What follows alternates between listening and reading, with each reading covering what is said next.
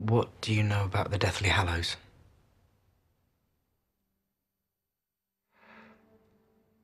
It is rumored there are three. The Elder Wand, the Cloak of Invisibility, to hide you from your enemies, and the Resurrection Stone, to bring back loved ones from the dead. Together, they make one the master of death. But few truly believe that such objects exist. Do you?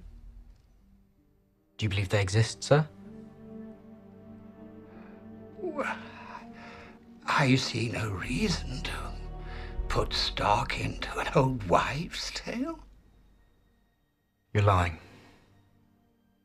You know one exists. You told him about it. You told him about the Elder Wand and where he could go looking for it.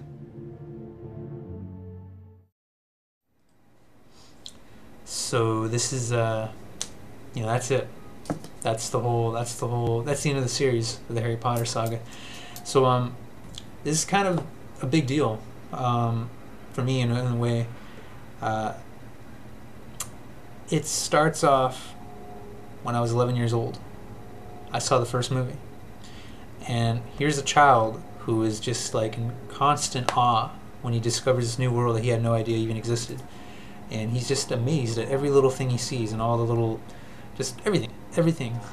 And as a child, like 11 years old, I mean, you're not an infant, but I mean, you're still just learning about everything.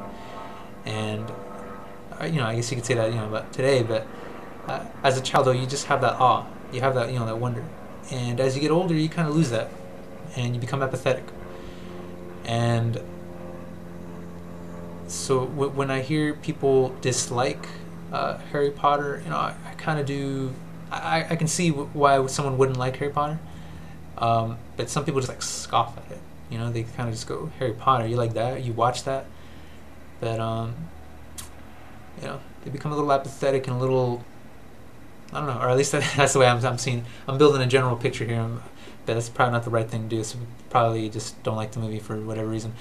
But there is an apathy out there for the movies, and then there's the other spectrum that they're kind of in awe of these movies. They think is the best thing out there ever. Some people think it's better than Lord of the Rings. I think I have a preference for the Lord of the Rings over this, but I still enjoy this movie. And again, it's just as I get older, I appreciate it in a different manner than I did when I was a kid, just for the awe. And now I've become one of those apathetic people who just don't really, I'm not so amazed by the magic or the effects or the la-di-da. But there's some other kind of stuff, the relationships in there in the movies that we've seen grown through the past 10 years. And there's some kind of heavier themes in there, There's like the theme of death. That's probably like the biggest one in there that keeps recurring over and over. We see the series begins with Harry's parents being killed off by this malignant character, this evil dude who is in search of immortality. He comes into possession of this knowledge that if he separates his soul 7 times or something something weird, right? Something weird like that into these Horcruxes, then he will be invincible, immortal. And he accomplishes this, but he's scared of death, right? I mean, even though he accomplishes this, he's scared of it, or just being in search of that. I mean, it implies this fear of death. And there's these 3 objects, right? The wand, that's like the most powerful wand that can ward off any foe. This cape that hides you from death himself, and this stone that brings the dead back to life. So this is like some heavy shit, right? Like just like throughout they keep bringing up this topic of death and how to overcome it, or how to just kind of go with it and accept it. And it's brought up by all these different characters and conversations, and just in passing, and that's kind of neat. It's never really like in your face, and it's never really just like it's just kind of there, It's kind of there, and take it or leave it. So some people, I for sure enjoy it. The series as a whole, the books and as well. Just how accessible this whole story is. So I kind of like that. You don't see too much of that. Everything's like cryptic or just like vague, which is, I don't know. It's cool. I like that shit. I mean, I like the Kubricks and the Nolans and Aronofsky's and all that, or the David Lynch. But sometimes it's nice to see something that's just kind of there, And this is definitely one of them. So there's like a bunch of other themes in there, and there's some other stuff that probably is more relevant for the adults than the children. Like in part one of this film, there's this kind of totalitarian Nazi fascism undertones with like the way people are being arrested and kind of censored, and the takeover of the media and things like that. And or you can even look at the events today and kind of go, there's some coincidences going on there. But it's kind of cool seeing that, and not the real life thing, but I'm talking about it's kind of cool seeing that in this film, and other things like the bankers being these mean, grouchy gremlins or goblins. Sorry. It's kind of cool seeing that. It's like as a kid you just took it as it was and just saw these goblins, and now as an adult you kind of go, of course the bankers are goblins. Overall though, it's just, I wouldn't say sad that it's over, but it's definitely something. It's like a check mark, a checkpoint. You see, for me anyways, I'm looking at like, where was I 10 years ago as an 11-year-old boy, and then here I am now, 20, and it's just, I don't know. It's kind of weird, when you look back and you realize, shit, man, this thing has been going on for a little while, and the actors and then the people making this film and all that. It's like how far they've come. They went from these little annoying little kids to at least Emma Watson and a little bit of Daniel Radcliffe and even that Ron dude. I forget his name, but they're competent, at least competent actors, and they give like some pretty good performances at times in these films.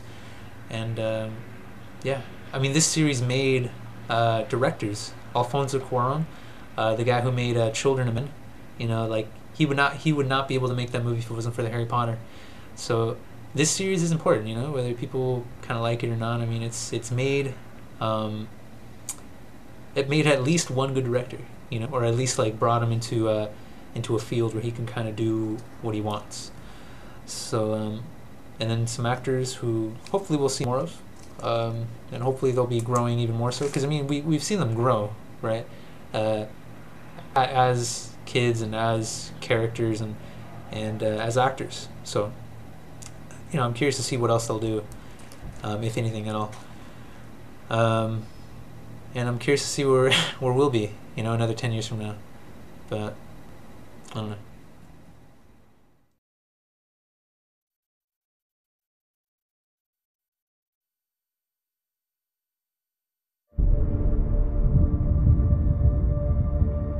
Harry, be safe. Be strong.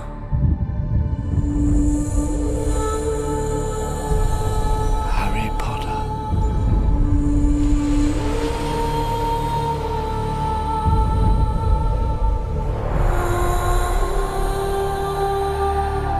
You have fought valiantly. Now, join me and confront your fate. You've kept him alive so that he can die at the proper moment. Bring him to me. Let's find out where he is. If we find him, we can end this. I say we jump now! Hogwarts is threatened. Man the boundaries, protect us. I have to go back, haven't I? It's a suicide mission. The boy who lived, come to die.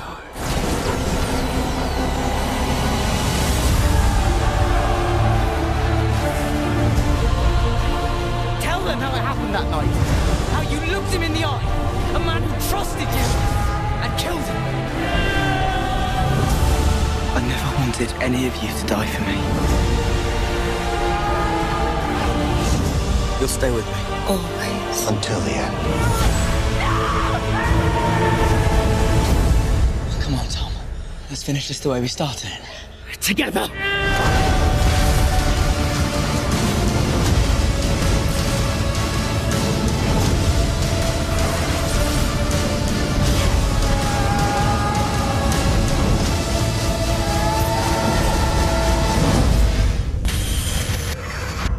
Only I can live forever.